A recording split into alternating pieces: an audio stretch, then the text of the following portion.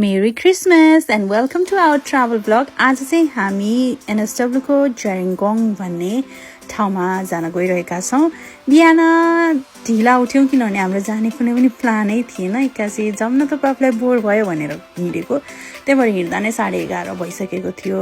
बाटोमा बीचमा भोक लाग्छ भनेर हामी म्याकडोनल्डमा रोक्यौं गोल्डबनमा अनि म्याकडोनल्ड खाएर रमाइलो कन्ट्री साइडको भ्यू हेर्दै हेर्दै गयौं। क्यानबेराबाट जेरिङ्गोङ जानलाई चाहिँ मोसवेल हुँदै पनि जान मिल्ने रहेछ अनि यो चाहिँ एकदमै रमाइलो के अस्ट्रेलियाको कन्ट्री साइडहरु चाहिँ कस्तो क्यूट रमाइलो हुन्छ अनि प्लस अब यो डाँडा काँडा देख्दा नेपालको याद आउने त भइहाल्यो। फाइनली डेस्टिनेसनमा पनि पुगियो अनि पानी भनेपछि कुन चाहिँ बच्चालाई खेल्न रमाइलो लाग्दैन होला र त्यो पनि बीचमा। सुभानलाई पनि एकदमै मन पर्छ। सुभानले एकदमै नै धेरै इन्जोय गर्यो। उ चाहिँ उसको ड्याडीको सँग गयो किनभने ड्याडीले स्ट्रङली होल्ड गर्न सक्नुहुन्छ।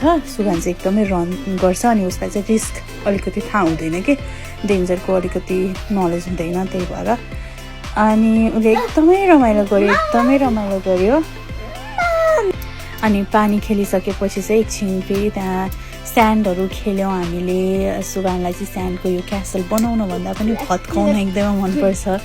सो उसले भत्काइरहेको थियो। फेरि साइडमा सानो प्लेग्राउन्ड जस्तो रहेछ त्यहाँ गएर पनि खेल्यो अनि माथि यो मेन ठाउँ चाहिँ यो है। योबाट चाहिँ कस्तो राम्रो भ्यू देखिन्छ।